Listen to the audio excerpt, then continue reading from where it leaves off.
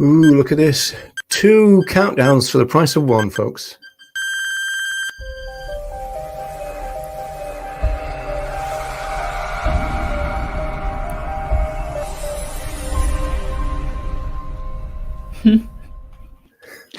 Two countdowns for the price of 1.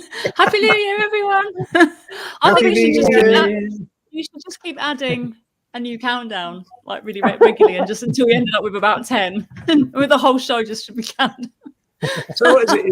It's 1923, is that right? Please, yes. You got this right. It's funny, really, when people don't write anything down anymore, it might be more difficult to remember that we've moved to a different year. I don't know. Maybe it is. Maybe it isn't. That's true. No, it is. It happened to me a few times, like writing down the wrong year. Yeah, it's weird, isn't it? We have to write them So, welcome everyone. So, do you want to revise your greatest hits, Wendy, and do the hellos? The hellos. I haven't done the hellos for ages, have I? No. So we have hello to Taint Muslix, Spiritual Vegan. We got Philip in the house from New York. I know I'll say that really badly, but I have to practice. Amber, Ronnie Lee, who I think, Ronnie's lost his voice, hasn't he? Ronnie, have you still lost your voice, or is it back? We won't know because he can. But I hope you're feeling better, Ronnie. Ronnie's not been too well, bless him. We've got Canadian Vegan Forever. Hello there. We have got Ulf J. And we got Tofu Tom in the house. Hello, everyone. Very good. Must be great for Louise, though, if Ronnie's lost his voice. No, I was wondering whether Louise had anything to do with it, to be honest. Some kind of sabotage. Yeah, we'll have to find if his vocal cords have been cut or whether he's genuinely. Maybe she's been pouring glue down his throat. You know, she's probably got leftover glue. Yeah. Here, have your soup, Ronnie. Have your soup. Here we go. Super glue soup. Yeah, all these vocals are just stuck together. Tom's saying I'm wicked. I'm not wicked at all. Hey, Tom, public thank you for your Christmas card. It's the only one I got this year, so it's pride of place on my mantelpiece. So there you go. So as you can see, we have a guest panelist, Benny Malone, the author of the best-selling. So just to start, maybe Benny, what's the latest with the book? You're putting a second book out, or are you doing a second edition of this, or both? Or I'm doing a second book, which is going to be a collection of my essays that I've written since 2012. So some of the early essays were Occam's razor and veganism, looking at how veganism is logical in the same way as Occam's razor is, and then an essay called Neurath's Boats and Veganism, which compares it to like a simile by Otto Neurath, where he compares us to these sailors on the ocean of life kind of thing, where we can't go into a dry dock and rebuild the ship. We are actually floating on the ship while trying to navigate the world. So I compare that to veganism, where we're living in a vegan world and we can't just start from scratch. We have to just, gradually replace things as we go along, kind of societal level. So that's a good comparison. I think they were the first 2 essays I wrote. Yeah. And they're available online, but I'm going to collect them in book form because it's been 10 years since I wrote them. And then there's going to be probably an essay or 2 from every year. And I'll just collect them together. So I'm just still finishing off the vegan values one, and then hopefully I'll publish that hopefully by the end of the month or sometime. But in relation to your second edition of your first book, that's going to be expanded, is it? It's not just going to be Well, for that I'm going to do an A to Z version, which will be more geared towards activists. So if you get a certain question, you can look it up under A, or L for lions, C for canine teeth.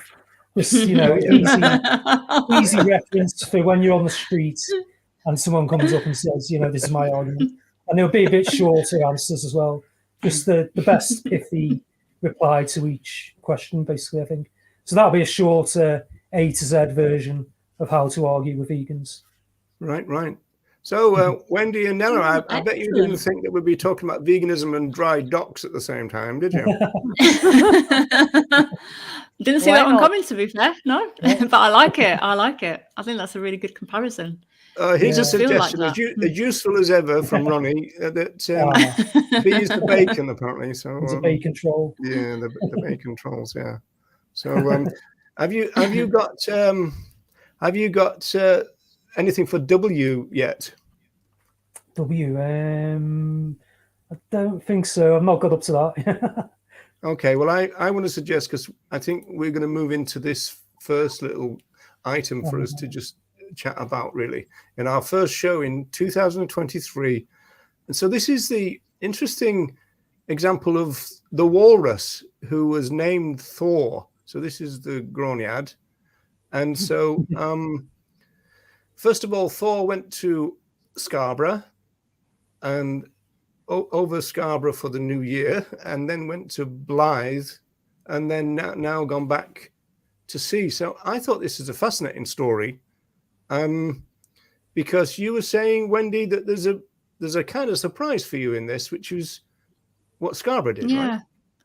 I was just really surprised because they cancelled the organised fireworks. The council cancelled the organised fireworks because for Thor's well-being, not to distress him, and I just found it really surprising because there's so much conversation that goes on around fireworks. There's a local kind of networking app, and there are so many arguments on there about fireworks all the time. So there are people who have like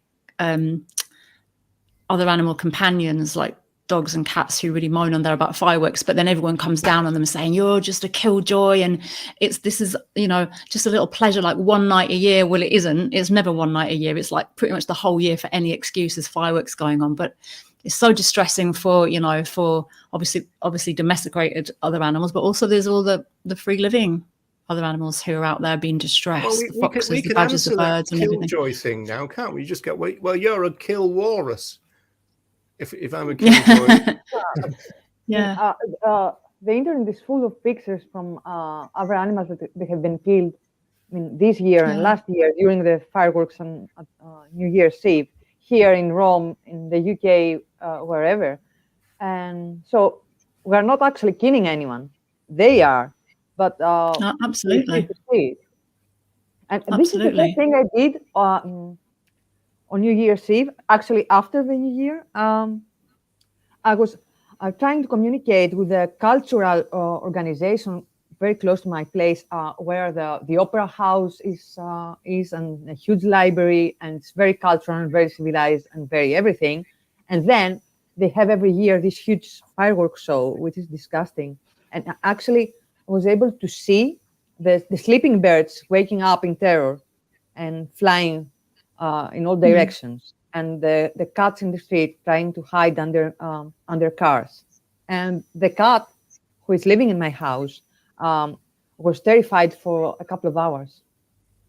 So I was trying to communicate and complain, and I did, and they never answered back.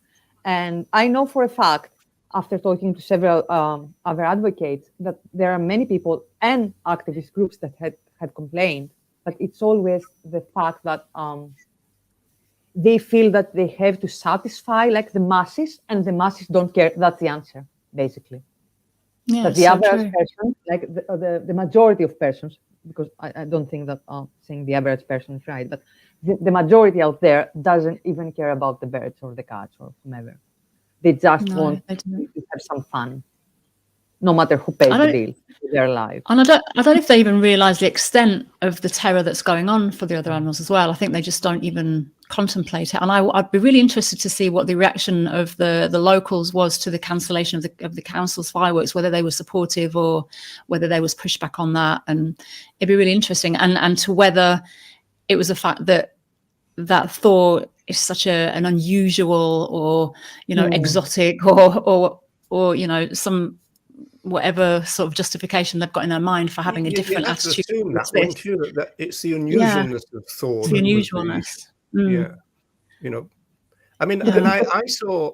I mean, what Nella was saying. I saw this report about the effect of fireworks, and I don't think I'd ever really looked at it in such detail before. But things like, you know, disorientation of birds, but also if nursing mothers are terrified, they might leave their children, as it were, and then not be able to find their way back, and all kind of effects that you wouldn't think of, because when you think about fireworks, you think of, you know, maybe, you know, animal companions, cats and dogs, who are obvious. Because when you go out, I mean, when I went out on the street on New Year's Eve, and I heard a couple of distressed dogs barking.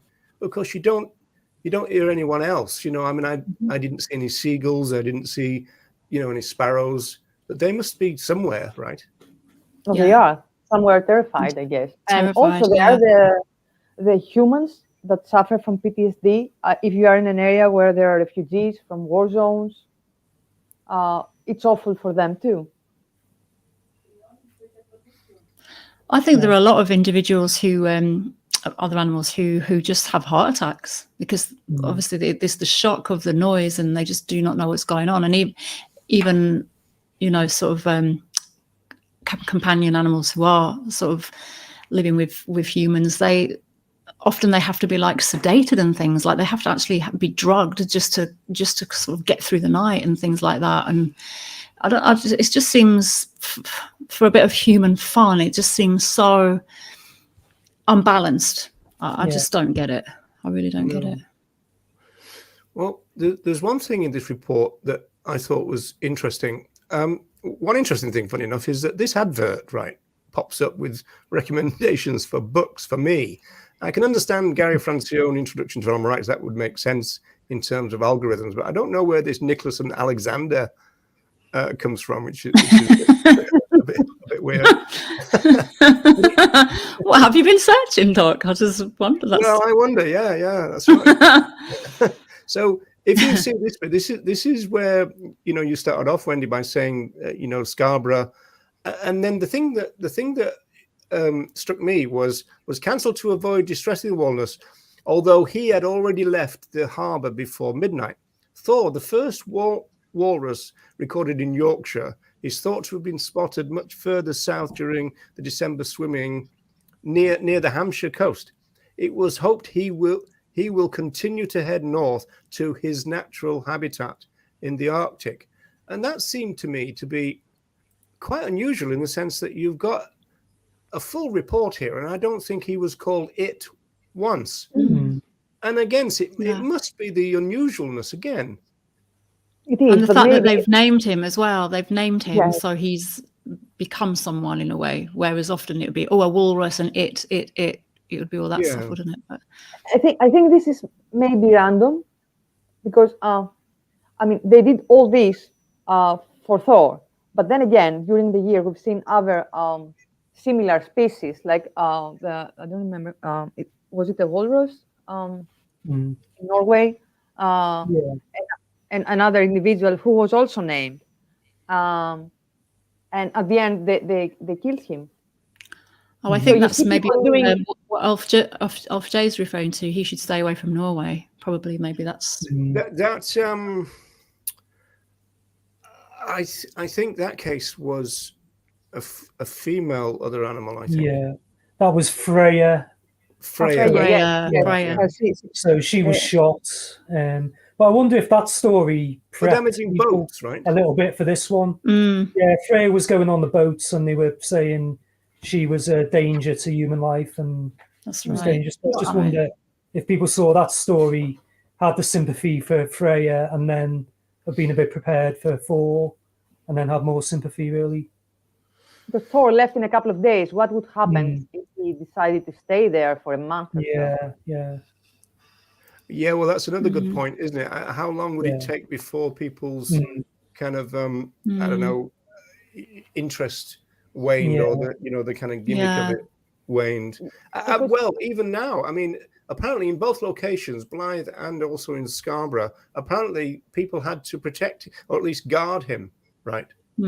So I mean, even however unusual it was, he was still in danger of being attacked by humans. So, you know, it's not a full kind of you know, full story if you like. But I mean, you know, Benny, you probably monitor the media far more than, well, probably more than all three of us put together. And so it's how do you do that? Actually, I wanted to ask you, how do you manage to do that? I mean, you need a whole team. Just plant-based news.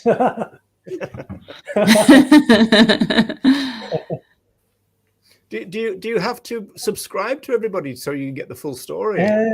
What I do to get some of the better vegan stories is I get the Google alerts. So if you go on for get Google alerts and type in some keywords that you want stories to come up on, and then you get an email every day then. So I do one for climate change and veganism, and then I also just do one just for veganism. So that way I get most of the animal rights stories. Yeah, Google Alerts is good. You'll get an email. Other alerts are available, folks. I think. Are other alerts available? I don't know. You know that thing where somebody does a bit of advertising, you've got to throw in that line. But in terms of the fact that you see that, I mean, you can't probably find many articles without them calling other animals it, right? No, it's pretty rare. You know, animals will be just referred to as it. I remember there was one case of Crufts, and one of the dogs actually got poisoned, and the paper actually called it murder. And we used to there was a bit of a debate about that, where people were saying, "Oh, you can't murder animals." And I used to bring up this story showing, I think it's when it's an animal people like, and then all of a sudden they will say, yeah, that was murder. But so this, I think it was an Irish setter that was poisoned, and most of the papers covered it as being a murder. Wow. Right, just a heads up, my screen is frozen, folks, so if I disappear for a second, you'll know why. I'm trying to load the screen and it's not letting me. In fact, my cursor won't move. What's going on? Help. And going back to the whole Thor thing as well, like you're saying, how long would it be before the novelty wore off? And also, I wonder how many other animals it takes before people don't care, because I feel like people care more about other animals when there's one, or when they're endangered, or when they're at risk of, like, you know, becoming extinct, whatever. But as soon as they're doing well, thriving, there's a lot of them. It's like, oh, let's kill them. They're getting in our way. They're vermin, you know, and it's sort of that. So I wonder how many other animals it takes before they become unimportant. And there's almost like a, you know, there must be a limit on that. The novelty is interesting, because I was reading about chickens. When chickens first came to Britain, they were seen as exotic, and they were kept more as companions, and quite wealthy people had them, you know, because they were limited at that time. So what happened was they found the chickens buried with these people that were obviously quite important because of all the jewelry and everything they found. And the chickens actually had been healed. They'd had a broken leg, and then that leg had been healed, and then they died, you know, maybe 6 years later or whatever it was, you know, from age in the bones. So you can see that the animal was cared for and then buried with the person. And then gradually, obviously, as they become more common and people lose that sense of wonder. But also, I think on the novelty, even with some exotic animals, you have people taking all these selfies with animals on the beach. We've seen that with dolphins, and they distress the animals. I remember I was in Barbados once, and a turtle came onto like the boardwalk, and everyone was surrounding, and we were trying to get people to stay away, you know, from the turtle, because people are trying to take pictures, and they see. Oh yeah, I think that's a common thing, isn't it? With the turtles trying to get to the sea and people messing around. Yeah, I think. Yeah. It's not, no matter what we do, we're just going to cause them harm. Like even when we're fascinated with them, it's like we're still causing them harm. It's like just back off, humans. Observe distance. But it is the shallowness of it as well. It's the taking a selfie, fireworks that last 10 minutes. Just like you say in that calculation, a little bit of pleasure for us and a lot of pain for the animals. Yeah. Tom's asking for a bit more detail about the murder point that you made. I'll look it up. Yeah, so it would have been maybe in the 2000s. All right. Okay. Must have been the dog breeders, maybe a case of jealousy or something.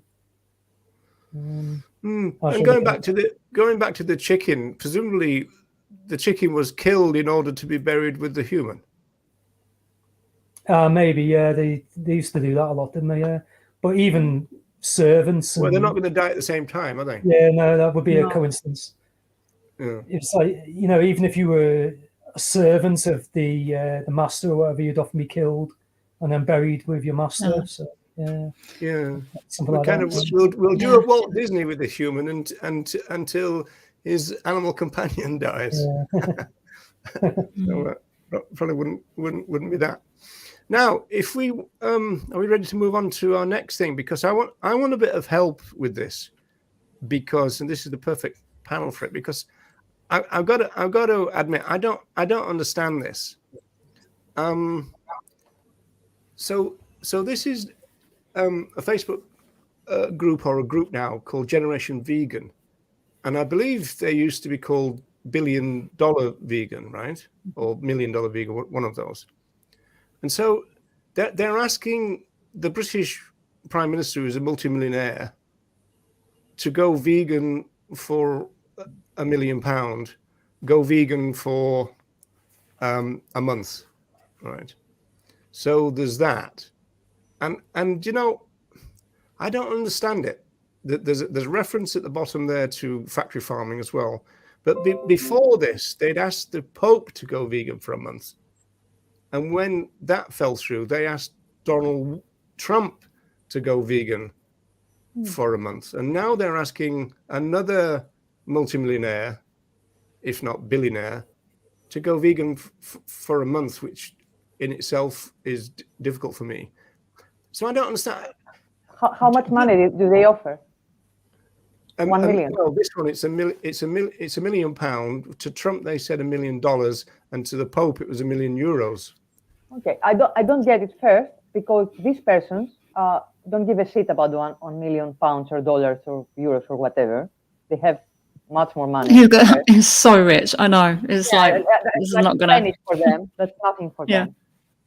Then they are all controversial, at least I can say, controversial personalities that are not well liked. I mean, I don't think that people are going to be influenced towards veganism or any good cause by people that are not seen as very nice or ethical or whatever.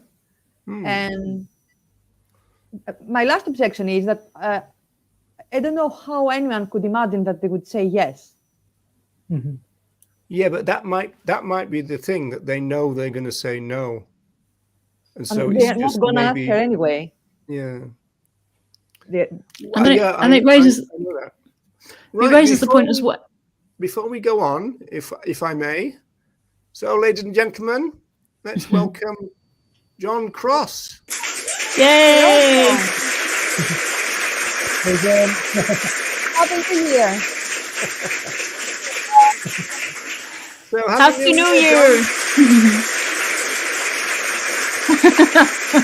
Right, I'll shut that up. Oh, and I thought it was real. I left it on a loop. It was real, John. I thought it was real. Of course it was, John. How's your cough, John? Still going. Oh, no. Not as bad, but still going. Well, don't worry. I've got a mute button, John, so you're covered. So have I. So have I. Yeah, that is true. Yeah, that is true. So John, what's your first kind of thoughts about this weird situation of offering a millionaire £1 million to go vegan for a month, which really means go plant-based for a month, doesn't it? So that's the other issue. I can't get me. There we go. Got me at the bottom. It's just a gimmick, isn't it? Yeah, I think it might be, and of course it is it's not. All these people, whether it was the Pope or Donald Trump or Sunak, they wouldn't have got the money themselves. It said that they can give the money to a charity of their choosing. Now, I don't know if anybody on the panel knows this. Do they limit that? I mean, what if they're going to give it to the British Heart Foundation, who's going to use it for vivisection? Oh, yeah. I have no idea. You don't have because if it's of their choosing. That's what it says. Yeah, that's what it says in the blurb. But I don't know whether they get a list and say, you know, about. See, I'm just dumbfounded by this. But on Nella's kind of movement point, that's the worst thing for me, in the sense that in terms of alliance politics, you think that any progressive movement is going to look at us with anything like appreciation and this is a movement that we can be in alliance with. This is a movement that we can get together with. You know, I think what you're trying to say, Roger, is that we're going to be looked at. They're going to laugh at us. Basically, it's a stupid idea. Stupid idea. Also, it's not real. It's just a gimmick. Yeah, it realizes the issue, doesn't it? It does trivialize it. It's that whole thing of going vegan as well for a month. For me, that doesn't even compute. It's like if you're a vegan, you're a vegan because you object and find appalling and are against the atrocities, the violations, the exploitation, the killing. You're against that. You can't just be against that stuff for a month. So it's diluting the whole message of what veganism actually is, and that really winds me up. And the fact that it talks about factory farming as well. It's just, again, it's reducing veganism all the time, and it's just completely. Imagine a feminist organization saying to one of these persons, "I would give you $1 million not to be sexist for a month." How absurd this can be. Yeah. It beggars belief, really. I mean, but I mean, the thing is, this is the third person they've done it with, so it must be a strategy. And as far as I know, no money's been given over, so that it must just be, like John said, a bit of a gimmick, and it kind of works in the sense that they get some publicity for it. They know that they're not going to hand any cash over. Although, I mean, like, I don't understand why these people don't just, especially a politician, just kind of call their bluff, because I mean, who's going to check? You know, I mean, obviously, if say Sunak wanted to do this, say, in order to give £1 million to a charity of his choosing, it would actually be quite difficult, because presumably his next month is probably already planned. So then that would mean that they'd have to go through all that again and sort out the menus and all that kind of stuff. And they've probably got, dignitaries coming in, left, right, and centre, all that kind of stuff. So whether it could be done, but I mean, why don't they just go, okay, let's give it to the British Heart Foundation, and what they're going to do? They're going to send somebody around to kind of look at his dinner every day. They would that they would never do anything that links to veganism. I mean, that would be very for their voters. I mean, the farmers and the hunters and. Who are these people that are doing it? Well, they're now called Generation Vegan, but they used to be called $1 billion Vegan. Was it $1 million Vegan or $1 billion Vegan? Billion. Oh, okay, right. And so, like I said, John, they've already offered that money to the Pope, and I think he said, "No, I'm rich enough."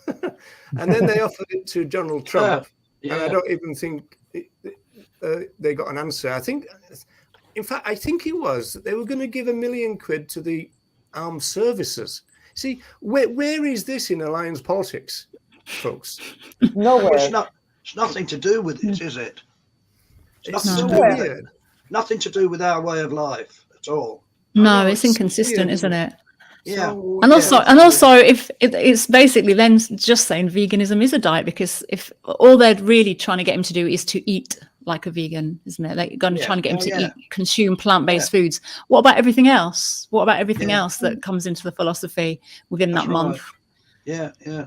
The thing is, So it's probably this will make many people, vegan and non-vegan, cringe when they see this this ad. But my opinion is that it doesn't really matter, because within a year and within a movement, billions of things happen. So some are good ideas, some are bad ideas, some are oppressive ideas, some are liberatory ideas. I mean, you cannot control what kind of ideas and projects and actions and events happen. So I think that bad things are going to happen anyway. Bad ideas. I mean. I think it's a bad idea, to be honest. It's a weird one. I'm trying to find what you wanted to bring up, Wendy, and I'm struggling. So I think it was $1 million vegan, actually. I thought it was billion, and then I thought maybe they changed the name because of the cost of living crisis, because that doesn't really look too good. they can't offer $1 billion now. They've had to downsize to $1 million. The people they're picking, $1 million's not much already, is it? Yeah. No, I wanted to ask you, everyone in the panel and everyone in the chat, as ideas go, what do you think about last year? I mean, in relation to the movement, I mean, we had better campaigns than before, like the year before. Is veganism more popular? Are you more optimistic about it? Are you looking forward to this year and some new campaigns? What are your thoughts? Do it in alphabetical order. Oh. Benny's first then. Benny, you're first then. Okay, well, I felt like last year was getting back on the road in a way as well, because we had the return of a lot of vegan festivals. So I started getting out to them a bit more. We had Live a Better Life vegan festivals, do ones round by me. They did them in Cheshire and Liverpool. So I went to one in Port Sunlight. I was selling my book there. Then I went to one in Liverpool. And then I met Tim Barford at Vegfest, which had returned to the Olympia in London. So that was really good. That was my first one. And I met Emmy there as well, who I'm a great admirer of her book, which is this one, Think Like a Vegan, which is a really good one. So I met Emmy there, and we were selling our books there. So I felt like it's been getting out again a bit after COVID and after lockdowns, and actually meeting people and talking to people. And I always think when you talk to people in real life, it's so much better than talking to people on the internet, because you don't get trouble. It's horrible. Yeah. Well, I have good experiences. Your experience may vary talking to people in real life. I tend to define real life. That's an interesting one, isn't it? Yeah. go philosophical. So, what do people think in the chat? Are you optimistic? More optimistic than last year? Anyway, who's next? Can I ask a question? Can I ask a question? Of course you can, John. You can do what you like. I did touch on it a few weeks ago when we were first talking. It's about pets. A lot of vegans are saying that keeping pets is wrong. And I'd just like to know what you all think about that. Oh, can I answer that? I don't think that keeping animal companions is wrong per se. I mean, because usually vegans live with rescued animals. They don't go to some breeder or pet shop or whomever and buy another individual. Yeah. They just rescue individuals, and these individuals are in between two worlds. They cannot live alone. Probably they won't survive as strays. Sometimes they do, or they'll have a very harsh life. So the only solution is to give them a home. Yeah. And in my opinion, most vegans do that. Actually, all vegans do that. I have never met a vegan who bought another individual, who gave money to actually buy another individual. So it's not something that we can avoid.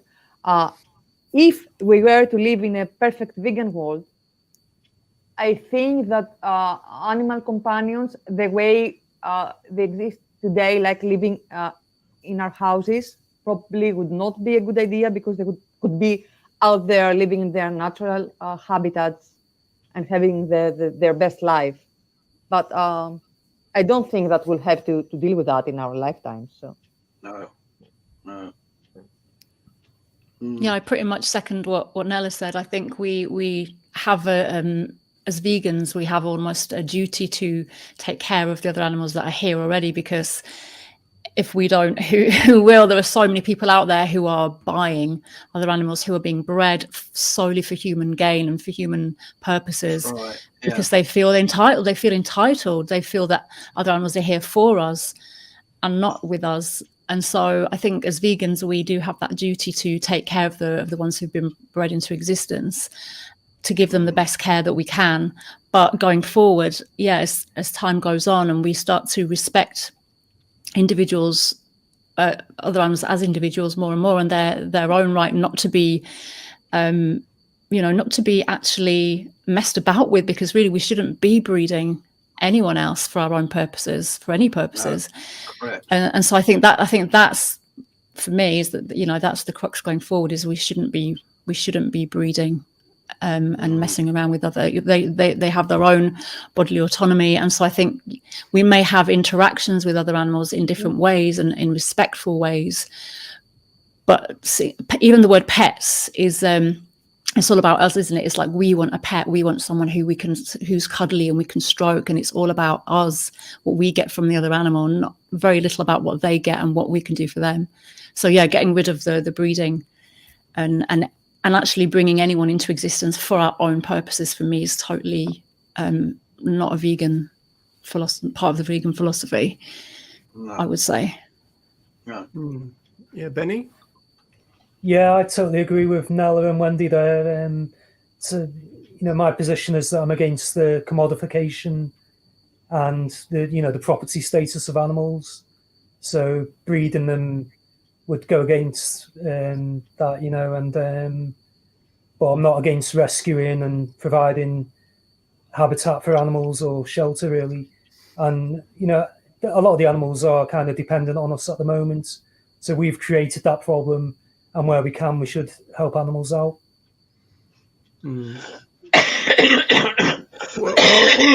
me. Well, I'd endorse what Wendy, Nella, and Benny has said. But there's a couple of issues. First of all, the language issue that Wendy raised that really about the word pet, which is a problem. So vegans don't have pets, but we have animal companions. Correct. So there's that. Then you've got the property thing, which is interesting, because even though we might not regard other animals as property, and we'll definitely probably regard them as members of the family and all that kind of stuff, de facto in law, they are items of property. So as it were, having them, regardless of how we regard that, is in a sense kind of propping up the property status a little bit, even if you appear on the street, with a dog on a rope type of thing. And then, Wendy, there's an irony, isn't there, in the sense that over the years I've noticed that vegans will probably care for other animals that a lot of people will reject. So, as it were, alleged problem cases. And so I'm thinking about Ruja. I'm thinking about Dylan. I'm thinking about Brian. Right, all have got kind of problems, which impacts on our campaigning. So that's an irony, isn't it? There is, and actually, this has been one of my biggest lessons this year, because when we were, as the panel, we were like looking at questions as to looking back at last year, and one of the things that we were kind of considering was what what were our biggest lessons. And I think that has been it for me, is having all the principles and the values that I have as an animal rights activist, as a vegan, as someone who wants to live respectfully on the planet with every other being, every other, earthling on this planet. And yet then having these refugees who are, these people who come to live with us who are escaped, liberated, freed, or somehow, you find them in your lives, in your life to kind of take care of. But then you're faced with such dilemmas as well, because like you're just thinking of Dylan, like I'm thinking of Dylan specifically with this year, because I've had so many challenges of how to navigate my values and principles as a vegan with what's practical for him. And it's that kind of the compromises you have to make and the choices you have to make for another individual that are totally really go against your principles and values. But in order to keep him safe, to keep other people safe, to keep, to follow society's rules, it's such a challenge. And I think it's a constant battle for me. I'm challenged on a daily basis with these decisions to make for someone else, which I feel like obviously I should never have to make, and he should never be in this position that he's in. I should never have to be in this position that I'm in, but we find ourselves brought together trying to do our best for these individuals in difficult situations. And yeah, I find it really difficult. And yeah, it's definitely had a massive impact on my activism, because I can't, at the moment, I can't leave Dylan alone, so I don't get out on as many campaigns, demos, or the protests. My daily life has changed dramatically with Dylan at the moment, so it's really affected my activism on a personal basis, and also has challenged me. It is an irony, isn't it, Wendy? So John, what do you make of the answers? No, I agree with all of them. I've always had dogs, but I've always had rescue dogs, if you like. I've had 7 or 8 German Shepherds from an organisation called German Shepherd Rescue, and they specialise in German Shepherds. They got the right name. Yeah, that's right. That's what they specialise in. And I've had 8, and they've been. Every single one of them has been different. Every single one of them has been one of the family, not treated as a pet, treated as one of the family. And I see nothing wrong with it in the context that we do it. Wendy's right about the breeding, and not right as well. The people that breed these dogs specifically to make a profit is wrong. It's what's the word? Using them for their own gain.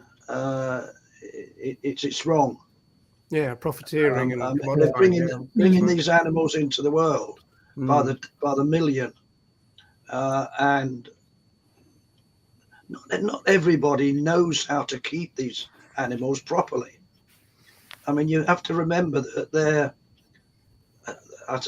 wild animals, if you like.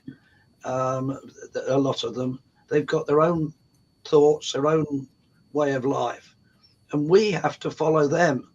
They don't have to follow us.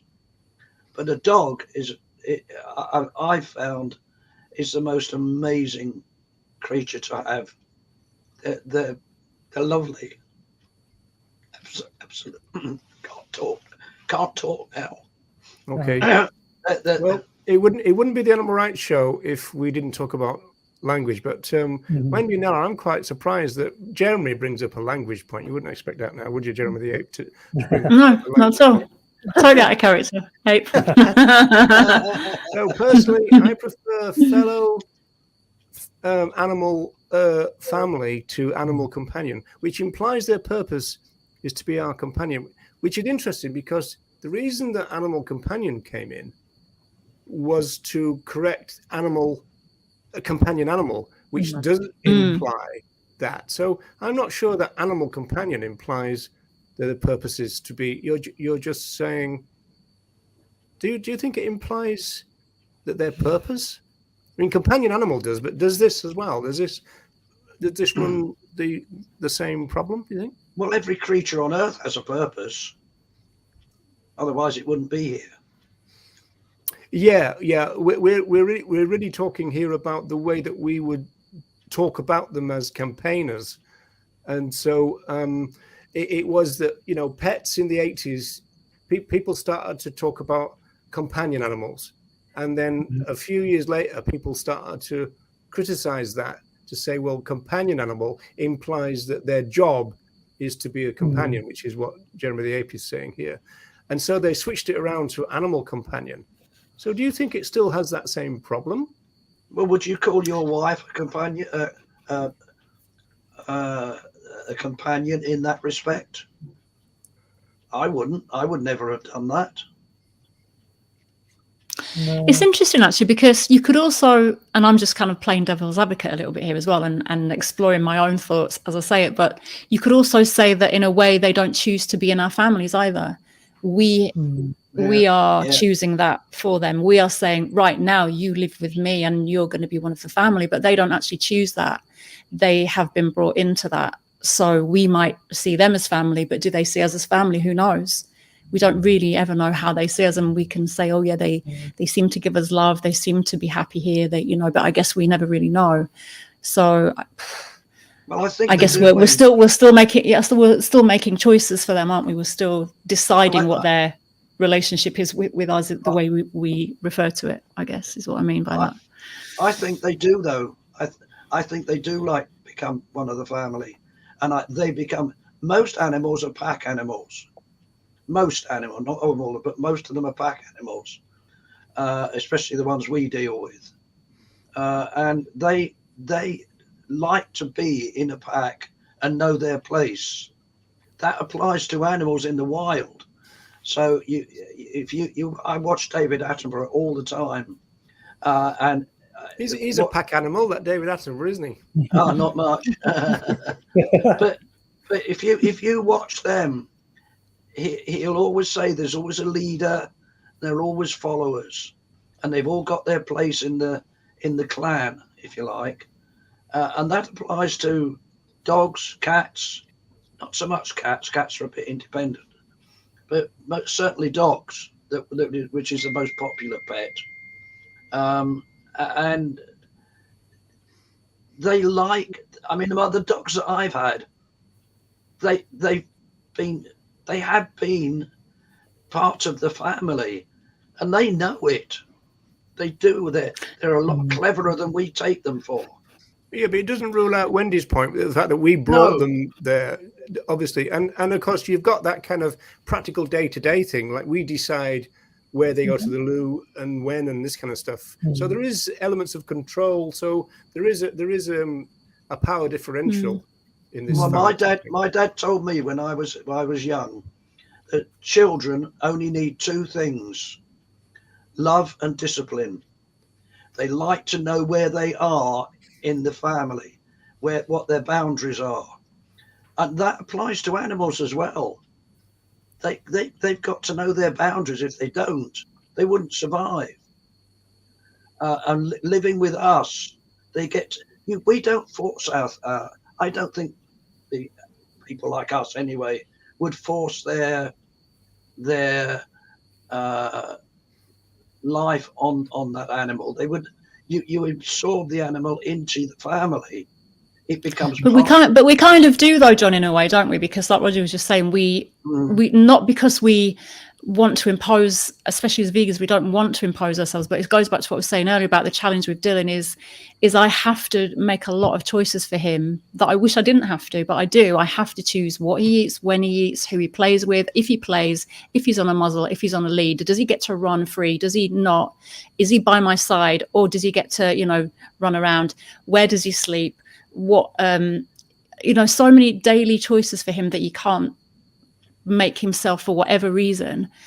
We are imposing that, and yes, he does. Like, I have to teach him his boundaries, but in order to keep him safe. But we are imposing those choices on them in a way. Do you know what I mean? But I'm not saying that it's that we we shouldn't, or we have to in these situations. We have to do that, but we are imposing ourselves. We are imposing our choices and our views because of the situation we find ourselves in.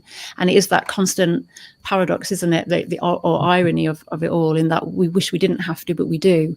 But it's not, none of it is their choice. None of it is their choice. They haven't consented to come and live in our families. It's like, I picked Dylan up from a dog pound.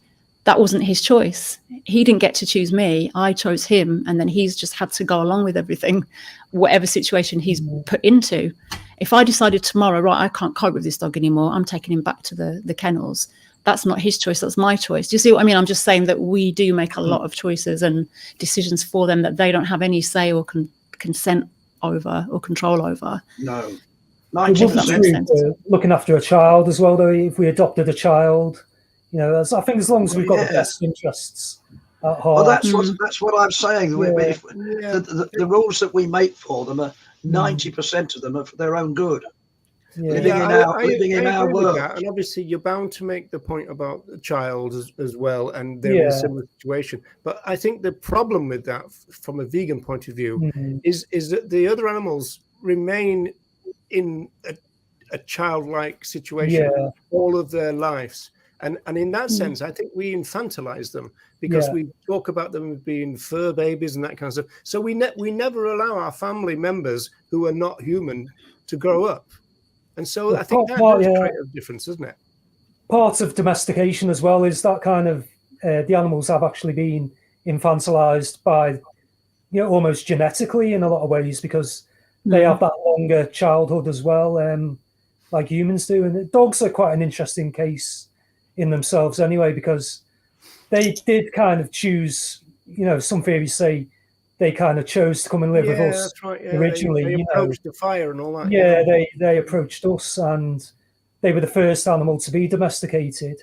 I don't know, maybe Kimlicka and Donaldson would say they're part of the liminal animals, which is those animals living in kind of the boundary of, you know, between being wild and being domesticated. So, I tell you what, one question that if we had a vegan world where we don't breed them anymore, and so the only ones that are out there now are free living beings, would it happen again then? You know, that particular type. I've often thought with dogs, would they maybe be in packs? Would some of them be, you know, rewilded in a sense? The dogs. I mean, it could happen with cats.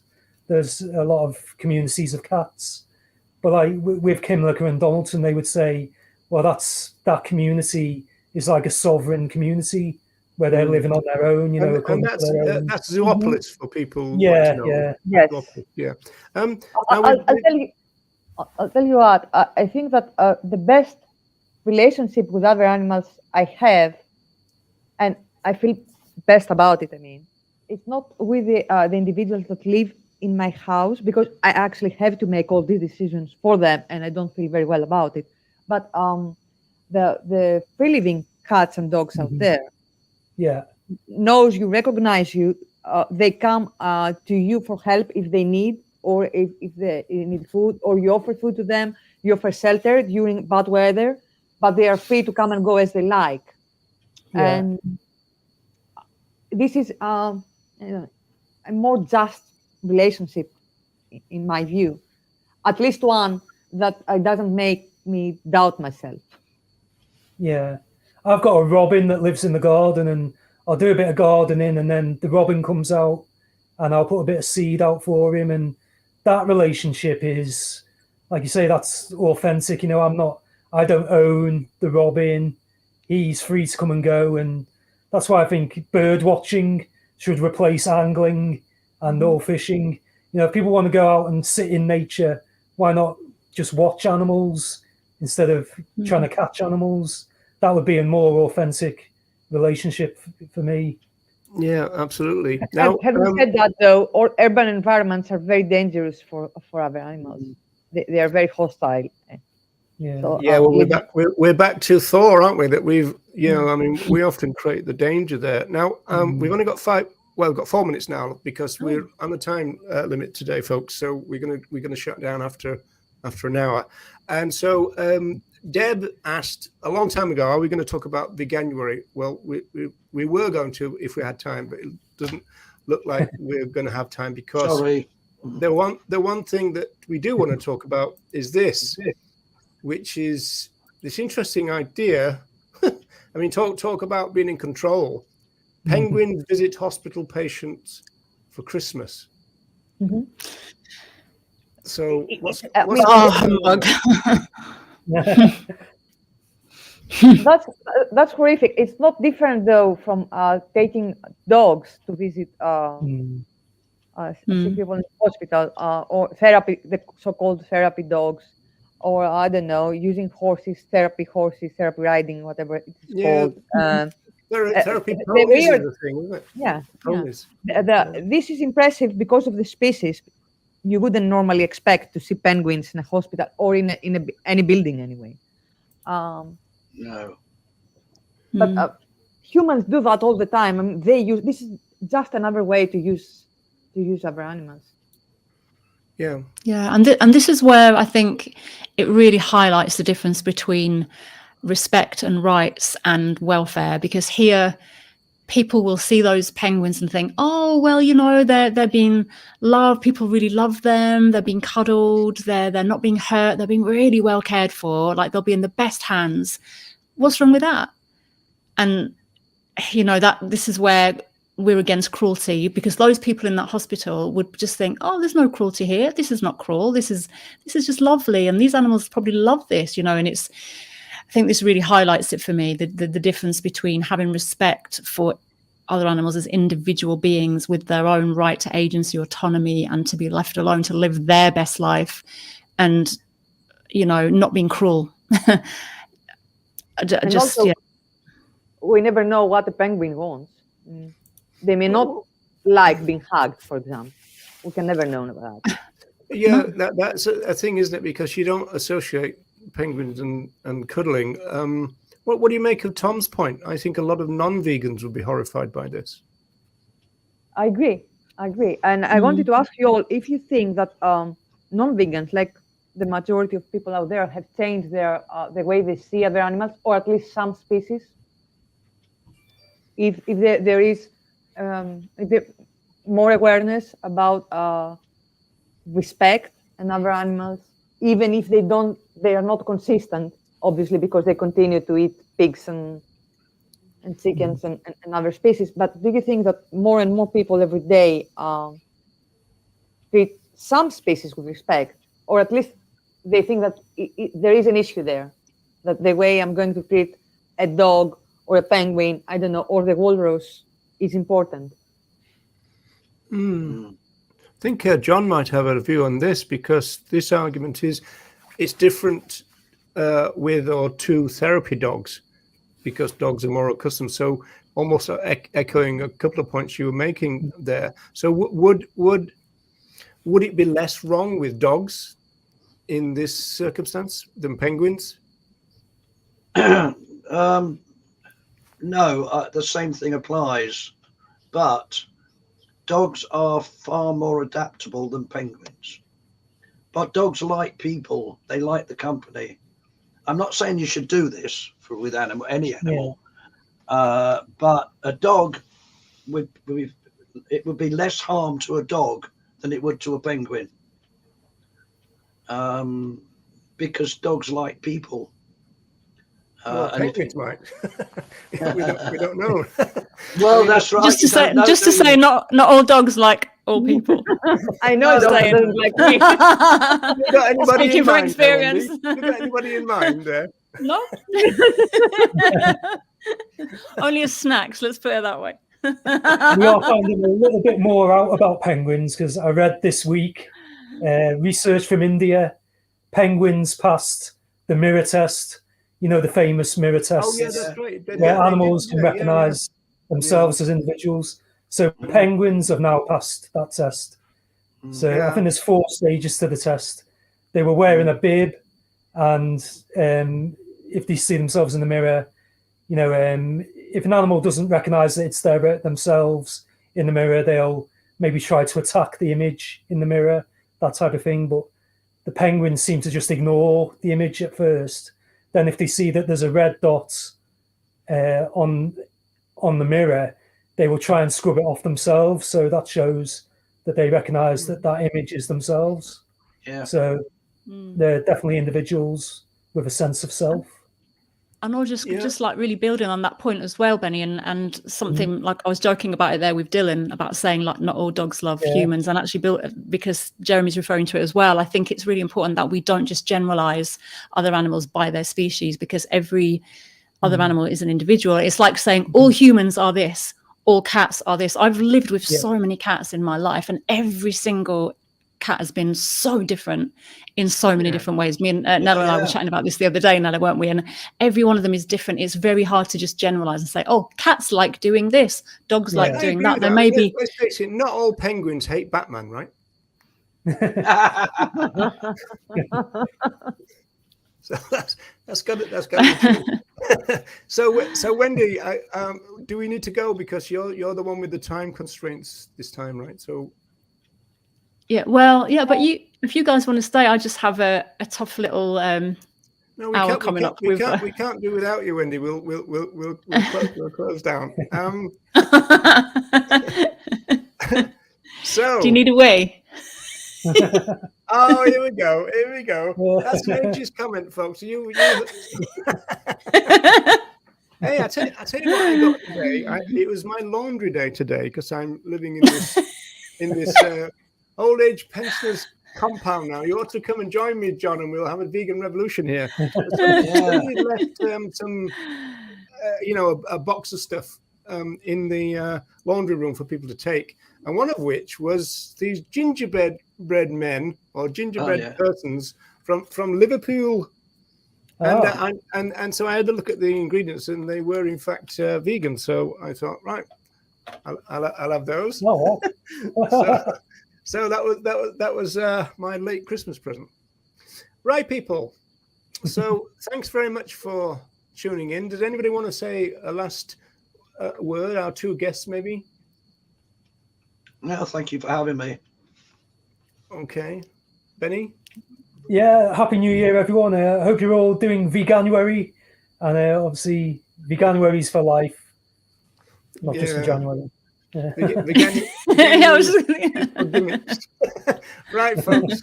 We'll see you. Well, we should be back to Mondays. So it should be the first Monday next month. I think it's so funny. We're supposed to do the first Monday of every month, but last month we did it on the 19th, and this month we've done it on a Tuesday. It's like we're just trying to keep everyone on their toes, aren't we? It's on a Monday of the first Monday of the month, unless it's a Tuesday or the middle. Do you think that they're noticing us? That's the thing, isn't it? So we got to keep them on their toes. So got to keep them on their toes. Right, people. Thanks to everyone for joining us in the chat. It's been really lovely to see everyone. Happy New Year. Thanks, John and Benny. Take care, everyone. Bye-bye.